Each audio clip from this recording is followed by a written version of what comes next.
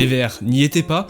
Après une défaite à domicile face à Lens, les hommes d'Olivier Dalloglio devaient retrouver le chemin de la victoire face à un concurrent au maintien. Grosse défaite face à Angers, plusieurs retours à l'entraînement et fuite du nom du remplaçant d'Olivier Dalloglio.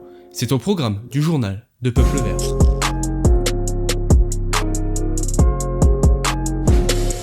Les Stéphanois ont prêché dans la solidité ce samedi. Pourtant opposé à la pire attaque du championnat, l'ASS a encaissé 4 pions face à Angers. Le doublé de Zuriko Davitashvili n'aura pas suffi aux Verts pour prendre une bouffée d'oxygène après la défaite à domicile face aux Lensois. Malgré des temps forts, les hommes d'Olivier Dalloglio ont encaissé la moitié des tirs cadrés subis.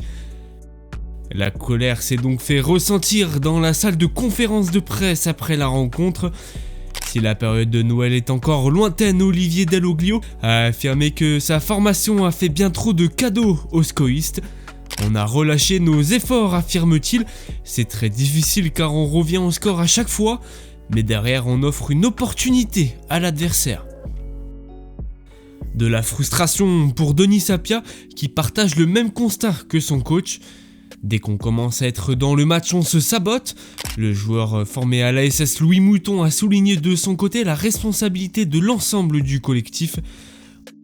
On a tenu le ballon et on les a mis en difficulté, mais on n'a pas eu la réussite, témoigne le joueur. Louis Mouton qui a d'ailleurs connu sa première titularisation en Ligue 1 le week-end dernier. Le milieu de terrain a partagé ses émotions en zone mixte. Quand j'ai appris que j'étais titulaire, c'était sûrement un des plus beaux jours de ma vie. Une fierté immense, évoque-t-il, mais qui a rapidement laissé place à la concentration. J'étais très content pour moi avant le match, mais je ne ressors pas satisfait du tout, a-t-il affirmé. Pourtant, les Stéphanois auraient pu s'appuyer sur un Zuriko Davitashvili des grands soirs. Déjà très en jambes en ce début de saison, le Géorgien a inscrit un doublé au motif d'espoir pour les hommes d'Olivier Dalloglio. Il ne peut pas tout faire, souligne le coach justement. 2 buts qui n'ont pas suffi à prendre les 3 points.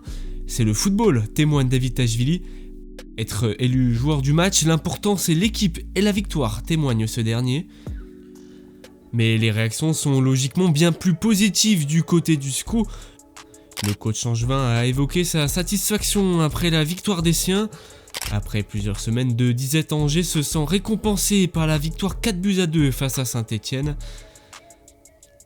C'était dans la continuité et on savait que si on gardait cet état d'esprit, on serait récompensé, souligne justement l'ancien Stéphanois Jean-Eudes Aoulou.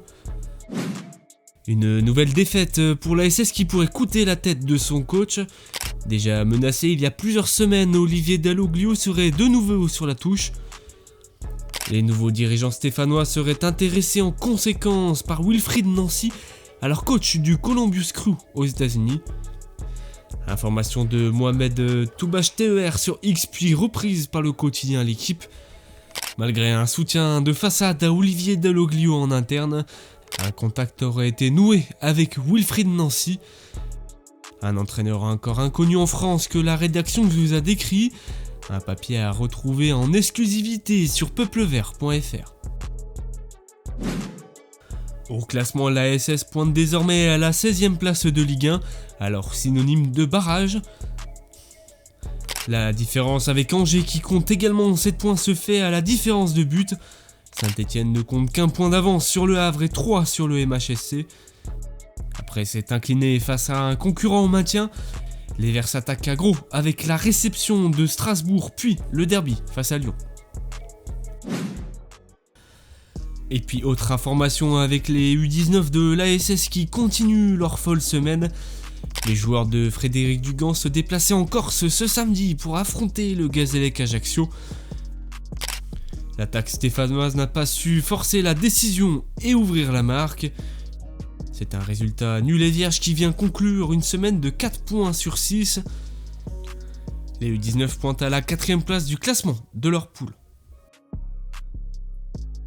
Et puis l'ancien coach de l'ASS Laurent Batles est désormais sur le banc du Clermont Foot 63. En crise, le club clermontois peine à performer dans l'antichambre après une récente relégation. Moins d'1 an après son licenciement de l'ASS, Laurent Batles est de retour sur les prés de Ligue 2. Et puis une grande Cindy Caputo avec l'équipe de France. Première stéphanoise sélectionnée depuis plusieurs années, la stéphanoise réalise un début de saison tonitruant. Confrontée à la Suisse ce mardi soir, l'équipe de France est inclinée 2-1. Première titularisation pour la stéphanoise qui a marqué des points auprès du sélectionneur.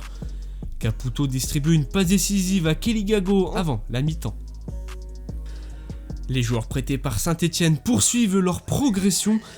Si Karim Cissé est resté sur le banc durant la victoire d'Annecy face à Laval, Darling Blady s'est fait éliminer d'entrée de la Coupe de France par une Nationale 2. Le latéral de l'ASS est entré en fin de rencontre lorsque son équipe était menée 2-0. Début de compétition plus poussif pour Beres Owusu qui assure sa qualification pour le prochain tour après 90 minutes de jeu. Mahmoud Bentaïg de son côté pourrait prolonger son aventure en Égypte. Prêté aux Zamalek, et le latéral gagne sa place au fur et à mesure des semaines. Les dirigeants du club égyptien seraient satisfaits du rendement du Stéphanois. À en croire les informations d'Africa Foot, le Zamalek SC songerait même à lever l'option d'achat incluse dans son contrat. Et puis l'ancien Stéphanois Seydou Sow a révélé son excitation à l'idée de retrouver le chaudron ce week-end. Pur produit de la formation stéphanoise, le défenseur de Strasbourg s'est confié au micro de Peuple Vert. Saint-Etienne reste toujours dans mon esprit, c'est une équipe que je supporterai toujours, évoque-t-il. Transféré pour 4 millions d'euros en 2023, Seydou Sow n'a toujours pas oublié son club de cœur. Et puis zoom sur la rencontre de ce week-end. Ivan Masson devrait faire son retour dans le groupe stéphanois pour affronter Strasbourg.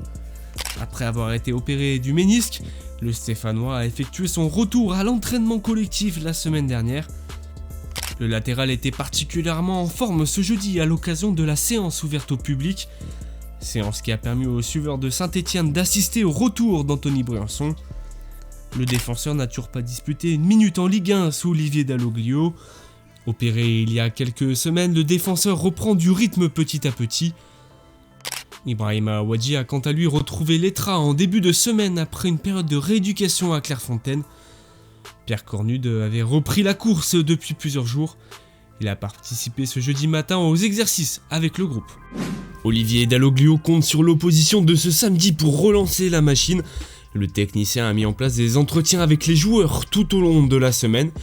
Le coach stéphanois a insisté sur le travail offensif et défensif mis en place avec ses joueurs. On a besoin des beaucoup plus rigoureux, concentrés, évoque ce dernier en conférence de presse. Et Denis Sapia justement évoquait la pression mise sur les joueurs en ce début de saison. Sifflé par le parquage à Angers, le Stéphanois n'a pas caché son envie de remettre les pendules à l'heure du côté de Saint-Etienne. Un collectif avec beaucoup de fraîcheur et d'énergie, le joueur d'Olivier Dalloglio ne sous-estime pas son prochain adversaire. La SS ne doit penser qu'aux 3 points ce week-end. Après avoir loupé le coche face à Angers, les Stéphanois doivent gagner ce week-end pour engranger quelques points. Alors à la semaine prochaine dans le journal de Peuple Vert.